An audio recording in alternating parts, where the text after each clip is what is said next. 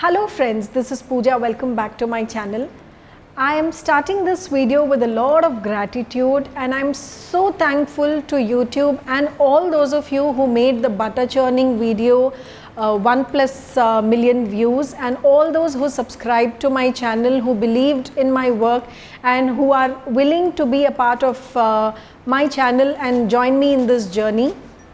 Thank you so much, and thankful to YouTube because it promoted my video and it could reach all of you.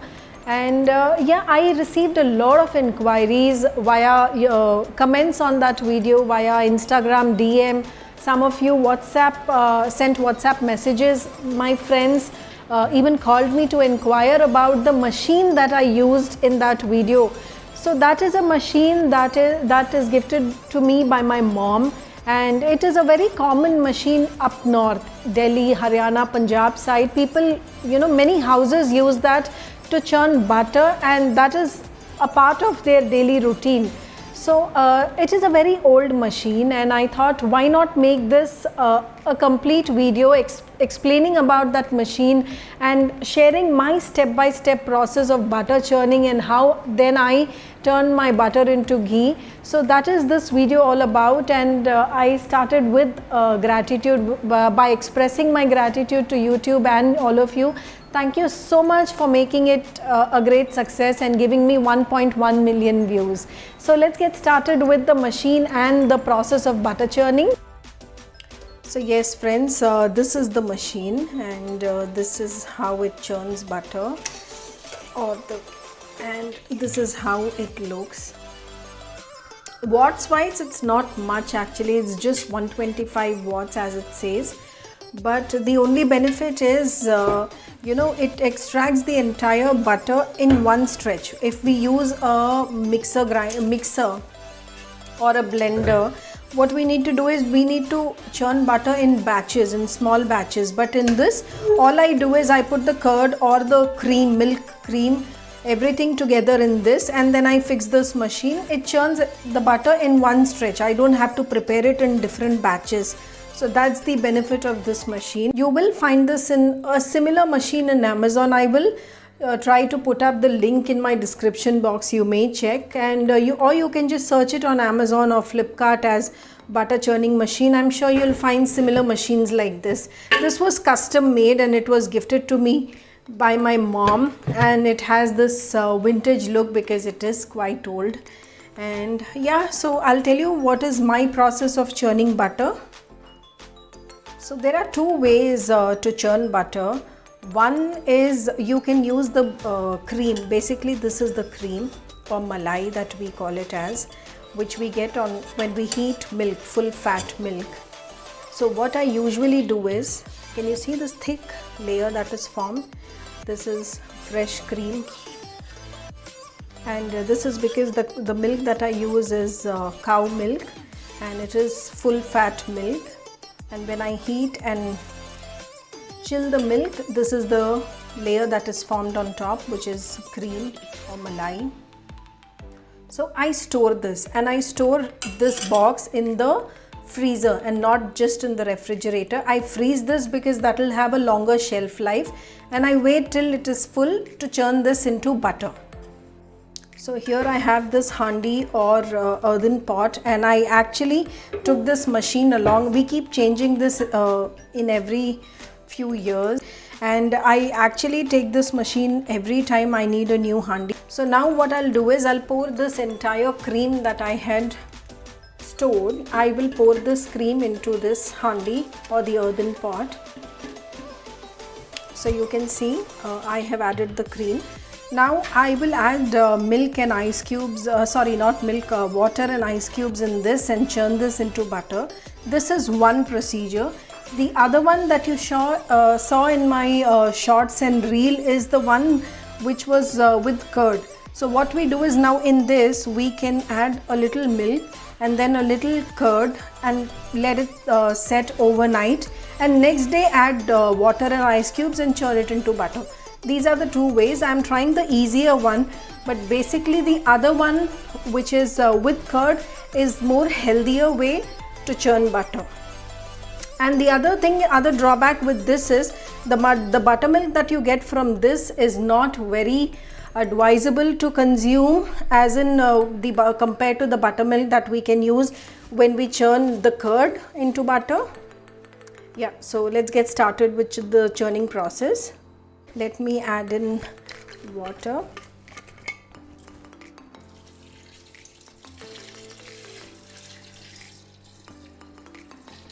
So here goes in the water, and here goes few ice cubes. Yeah, so now I'll fix this machine to it and set it. So there is, it's all set. Now I'll switch it on. So here you can see there is a light and there's a, so now I hope you can hear that it started. So meanwhile, in a vessel I have some ice chilled water. You can see the ice cubes.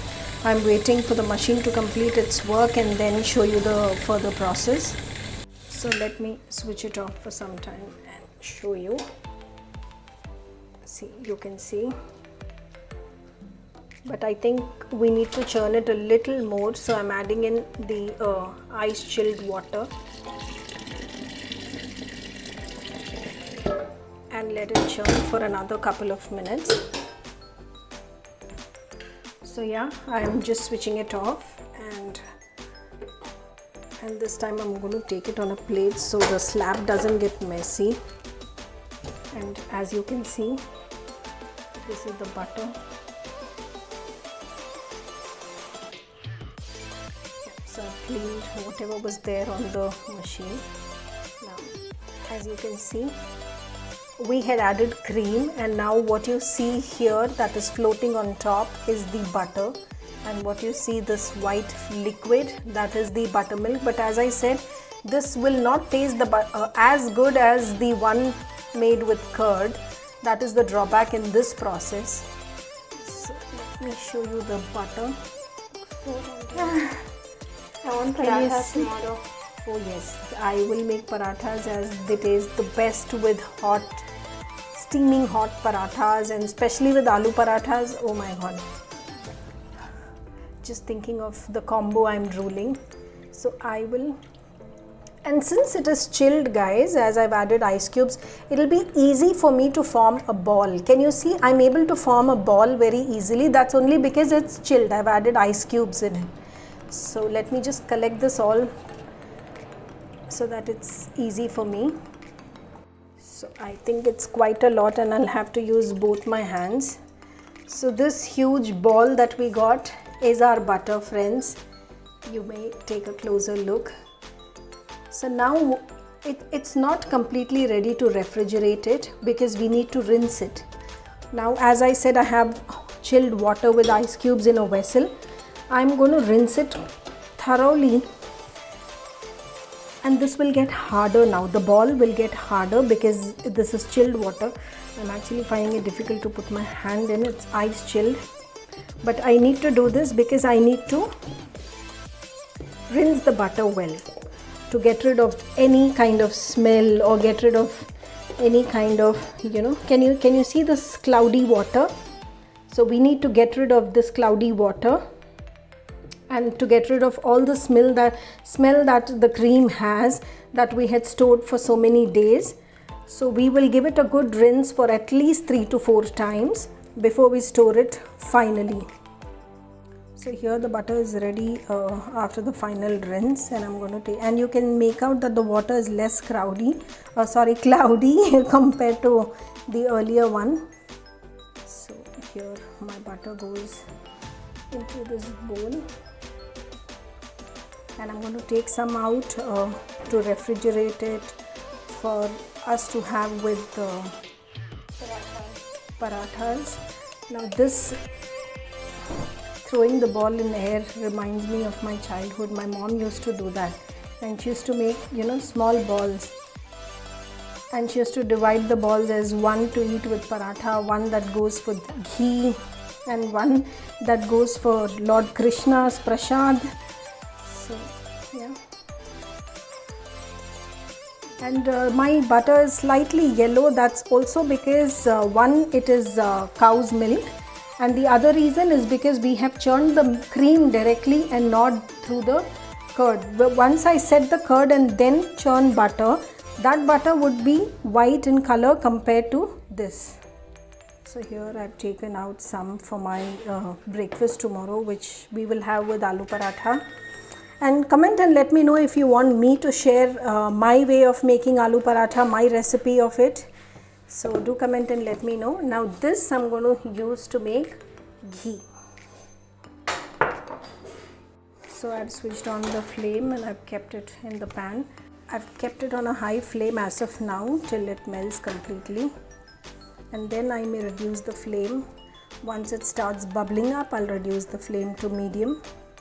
Now at this stage, I will also add in some curry leaves, and if you don't have curry leaves, you may also add betel leaves, that is pan ka patta, and that is only because sometimes children in the house complain when we melt butter into ghee, when during the ghee making process they complain that there is a weird smell in the house, or especially in the kitchen.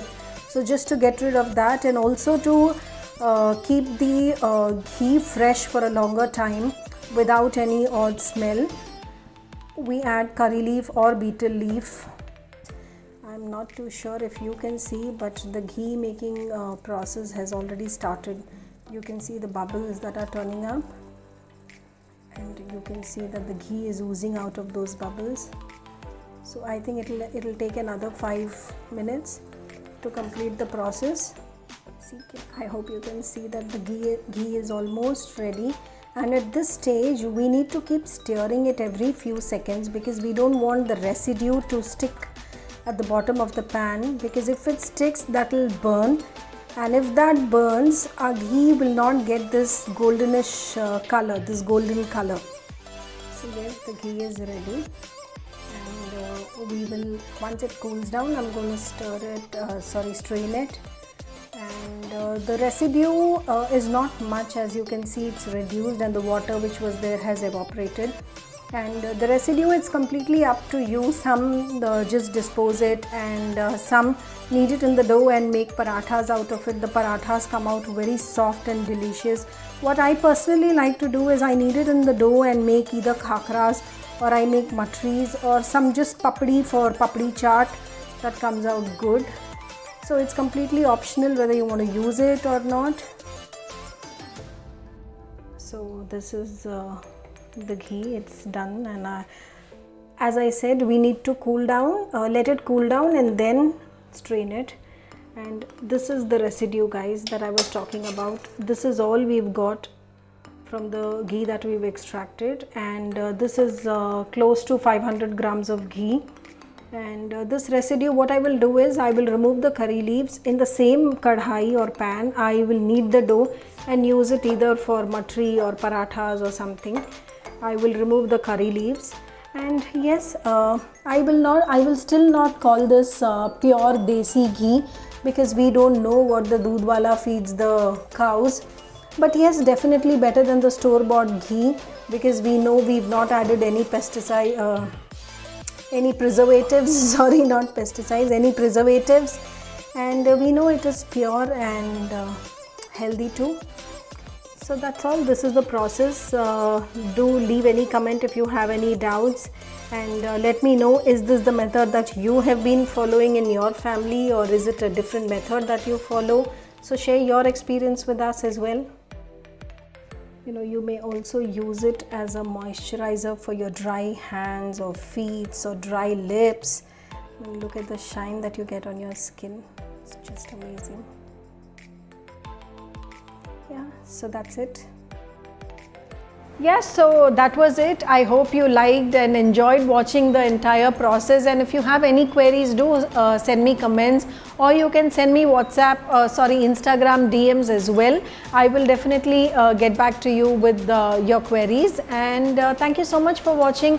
Do like, share and subscribe, and follow me on Instagram for all the latest updates. Thank you.